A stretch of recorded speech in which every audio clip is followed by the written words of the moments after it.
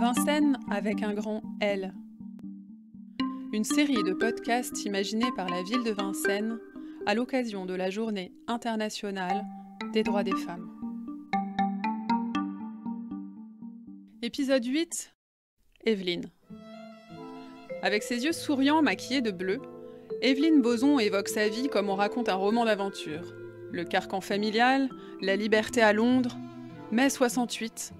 Aujourd'hui retraitée, Evelyne est toujours farouchement indépendante. Devenue sœur optimiste, une sorte de Rotary au féminin, elle croit en l'union des femmes pour défendre la cause des plus faibles. Evelyne Bozon, j'ai 74 ans, j'ai 2 enfants et 3 petits-enfants. J'ai été élevée avec des parents et une famille très ouverte, mais il y avait quand même tout un côté bourgeois, catho. J'ai quand même été élevée chez les catholiques. Il y avait ce côté quand même où ça manquait quand même d'évolution, quoi. Moi, c'est vrai que j'ai toujours vu ma mère, qui avait travaillé, mais qui avait arrêté de travailler quand je suis née. Et j'ai toujours connu ma mère demander de l'argent à mon père pour faire le marché. Et ça, c'est une chose que je me suis toujours promise de jamais faire. Quand j'étais petite fille, c'est une chose qui me marquait. Après, bon, ça a été assez difficile parce que ma mère est tombée malade très tôt, je l'ai perdue très tôt. Et je suis partie à Londres, j'avais 20 ans, et je suis partie un peu pour, oui, effectivement, pour fuir ça, et parce que j'avais besoin de mon indépendance. À 20 ans, j'avais besoin de mon indépendance, de plus être dans un carcan familial. J'ai décroché un poste d'hôtesse, mais à terre, à ce qu'on appelle la SkyWest. C'était une compagnie très à la mode à l'époque pour les étudiants. On fréquentait les pubs, les pubs, voilà, les boutiques, le Soho, tout ça. Ah ben on s'habillait en mini-jupe, hein. Quand même. C'était les 46, ça fait donc 46, 66, oui, on était en mini-jupe, hein. C'était ou la mini-jupe ou la jupe longue fleurie. On découvrait aussi beaucoup de choses qui n'existaient pas en France, parce que Londres a toujours été à l'époque en avance sur la France. Par exemple, moi, c'est la première fois que j'ai vu ce que c'était qu'un supermarché. Moi, j'habitais rue Rambuteau avec mes parents. C'était le petit épicier du coin en bas. Mais le supermarché où on se sert avec la viande sous vide, on ne connaissait pas en France à l'époque.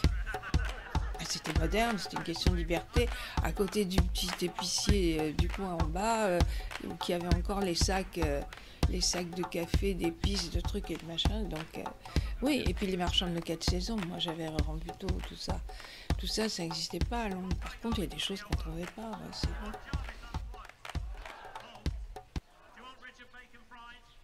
Quand j'ai commencé à utiliser une contraception, avant mon mariage, oui, dans les années, oui, quand j'avais à peu près 20 ans, c'est vrai que on était obligé de faire venir les appareils contraceptifs. Moi, je me souviens, c'était des diaphragmes. Après, il y a eu les stérilets, etc. On était obligé de les faire venir de Suisse parce que ce n'était pas en vente libre en France. C'est venu tout de suite après, hein, 1 ou 2 ans après. Mais c'est vrai que moi, mes premiers outils contraceptifs, je les ai fait venir de Suisse, par poste.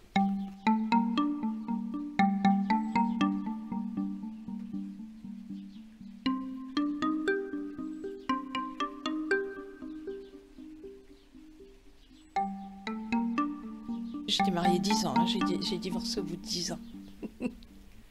Et je n'ai jamais regretté. Le mariage, c'était pas pour moi, non. Je pense que, oui, ça entravait quand même beaucoup ma liberté. ma liberté de tout, d'agir, de penser, de vivre.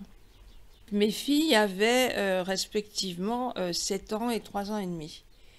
Et elles ont un père, hein, elles ont toujours un père qu'elles voient, mais c'est vrai que je les ai plus élevées, c'est plus moi qui les ai élevées que lui, ça c'est sûr. C'est sûr. J'ai vécu une vie de femme libre, seule, oui, c'est vrai. Mon mari, c'était une contrainte parce que c'était un troisième enfant. Donc, tout ce que je faisais pas... Quand j'ai divorcé, je me suis rendu compte que tout ce que je faisais pas pour lui, moi, c'était du temps pour moi. Il avait un côté macho et que, de toute façon, oui, j'étais sa femme et qu'il fallait que je reste à la maison et que j'élève les enfants, quoi. C'est tout, quoi, c'est tout. Moi, je me souviens qu'au début, je me suis mariée. Mon mari, il partait le lundi, il rentrait le vendredi. Il était commercial. Il revenait. Moi, j'avais 7 chemises à laver et à repasser dans le week-end. Il repartait le lundi.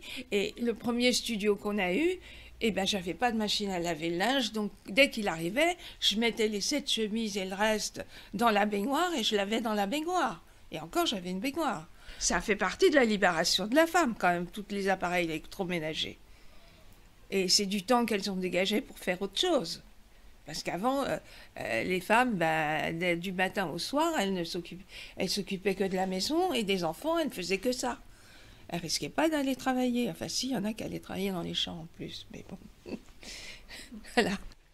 J'ai eu la machine à laver le linge pour la naissance de ma première fille et la machine à laver la vaisselle pour la naissance de la deuxième. C'est le cadeau que j'ai exigé quand mes filles sont nées.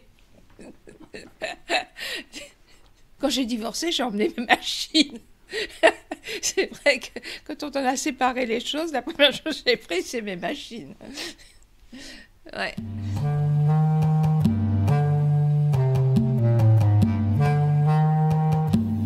Je pense que les couples à l'heure actuelle partagent quand même un peu plus.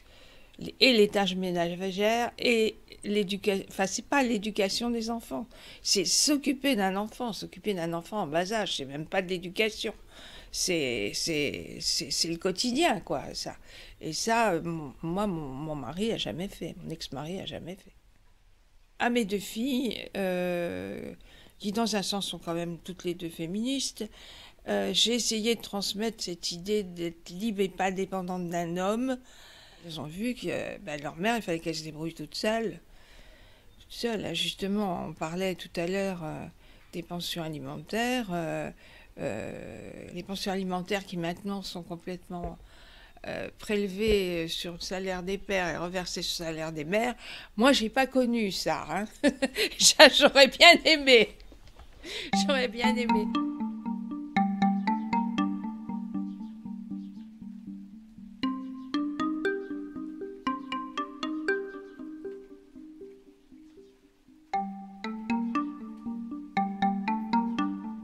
Alors, je suis arrivée à Vincennes après mon divorce, il y a une quarantaine d'années. À l'époque, je travaillais sur Paris. Et après, j'ai monté ma boutique qui s'appelait Culinarion et que j'ai gardée 10 ans, qui était rue de l'Église. Ensuite, j'ai créé une association avec une amie qui s'appelait Ville Sénat, qui s'occupait du transport de personnes à mobilité réduite.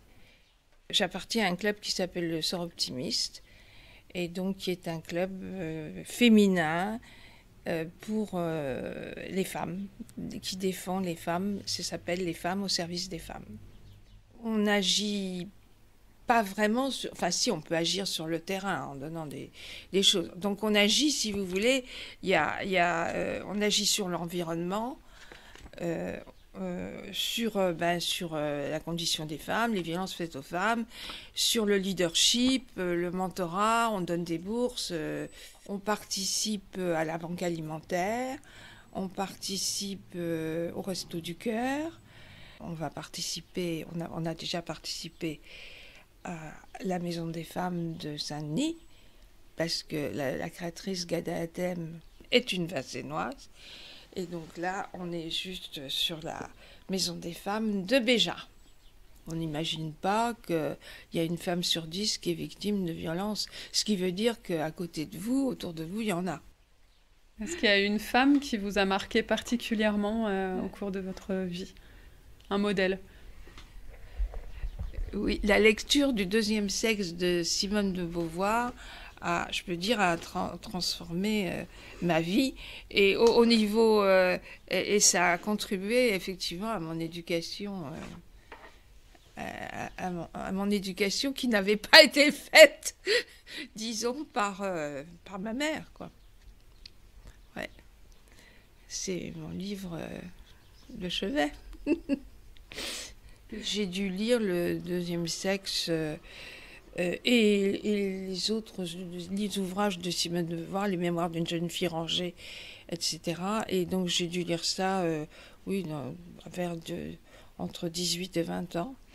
Et c'est vrai que les mémoires d'une jeune fille rangée, ça me rappelait quand même beaucoup, je me suis beaucoup identifiée. Ça me rappelait beaucoup quand même mon éducation. Ça m'a beaucoup aidé à prendre du recul.